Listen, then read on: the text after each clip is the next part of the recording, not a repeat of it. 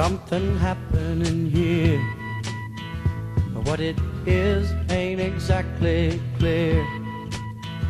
There's a man with a gun over there, telling me I got to beware. I think it's time we stop. Children, what's that sound? Everybody look what's going down. We now would like to ask Ms. Kathleen Appell to step forward once again. She has a statement to read from Jeff Lewis, National Director of Fire Coalition, who would hope to be with us this morning, but due to train schedules, I think he's running a little late. So Kathleen will read a statement from Mr. Jeff Lewis. Jeff Lewis is the National Director for Fire Coalition, which is yet another group that our group works with. They're national, it's a national group. And his statement is as such: the Federal Immigration Reform and Enforcement Coalition is in full agreement with Representative Metcalfe and the state legislators for Legal Immigration Coalition that we are being invaded. And I'm sure you are all aware, Article 4, Section 4 of the U.S. Constitution guarantees us protection against invasion. It is encouraging to see so many state legislators across this country stand up with Representative Metcalfe to do the hard work that is required to keep the oaths to God and country they all took. The United States is indeed in the midst of the largest invasion in world history. More Americans are dying at the hands of illegal aliens on American soil than abroad in the war on terror. The Fire Coalition, through its Operation Body Count Project, has partnered with Family Security Matters Foundation to create the Victims of Illegal Alien Crime Archive, which is pronounced VOIAC, it's V-O-I-A-C. We the people and the people we elect need to put the focus back on the American family on their constituents. That is the oath of allegiance they each take. And for your information, you can go to operationbodycount.com or voiac.org, and it gives you a rundown and overview of not all, but many of the crimes that have been committed with the stories that go along with them. So that's Jeff, and he wants to...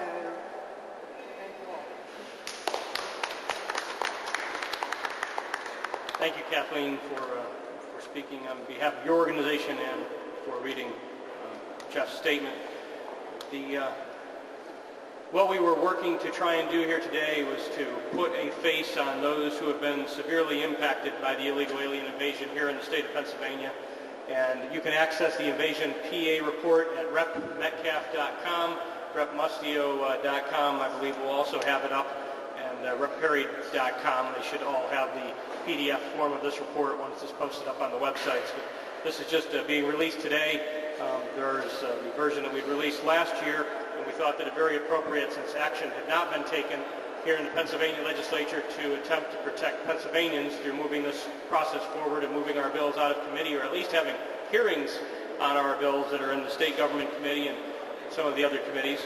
We thought it very appropriate to try and raise the awareness of citizens across the state through the Invasion PA report that there are people out there, your friends and neighbors, who have been severely impacted by the illegal alien invasion that's occurring through loss of life of a loved one, through property theft, through identity theft, through job losses, through diseases that have been eradicated previously from our culture and now are being reintroduced.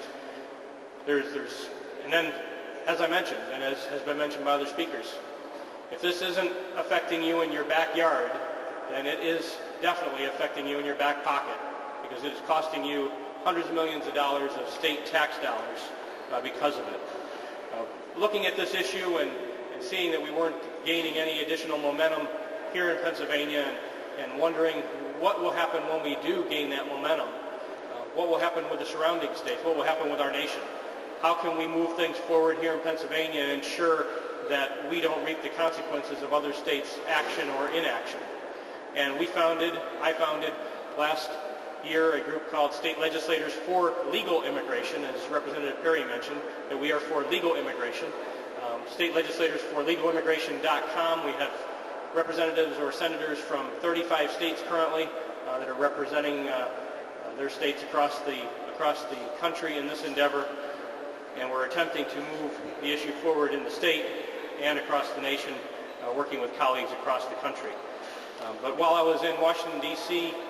recently, just within the last couple of weeks here, at a meeting that was organized by FAIR, the Federation of Americans for Immigration Reform, where they brought talk show hosts in from around the country to raise the awareness of this issue and to hold Congress's feet to the fire regarding it. I met a family who suffered a tragic loss of one of their children due to an illegal alien's bloody hands in coming into their lives. And we received this statement that Jeff Lewis had received that he sent to us from Tommy Shaw, and I'd like to just read that statement. Just a heart-wrenching story that I heard father and mother deliver while I was in D.C. just within the last month regarding the impact of an illegal alien who murdered their child. It's written to all those concerned.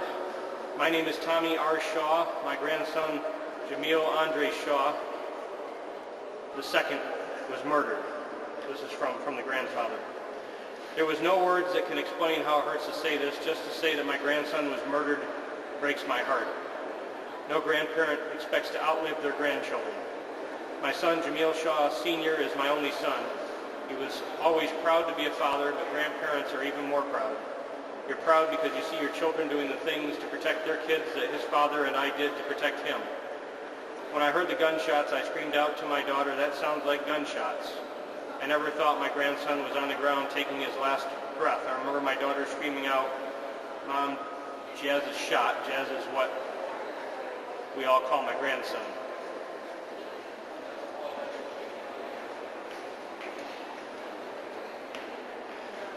This statement that was delivered to us to show the impact of an illegal alien's crime on an American family. This was addressed by the father and the mother in Washington, D.C. while I was there listening earlier this month. Just a heart-wrenching story of an illegal alien gang member who took the life of their son out in the streets of Los Angeles, 3 houses down from their home that he grew up in. There's stories like this that are tragic stories that can be told by Pennsylvania families. And for anybody to share those stories, as you can understand, sometimes it's not possible for them to stand before a camera or stand before a microphone.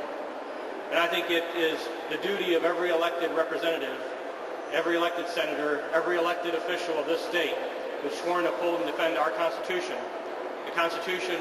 the federal Constitution that our federal government is currently AWOL in defending, in protecting our states from invasion. It's incumbent upon us, it's our responsibility to step forward, abide by our oath of office, and take up the banner for protecting our citizens. Whether those citizens live in Hazleton, Pennsylvania, or Pittsburgh, Pennsylvania. But across the state, citizens have been severely impacted by what's happened through the illegal alien invasion, with millions of illegal aliens coming into our state and into our nation.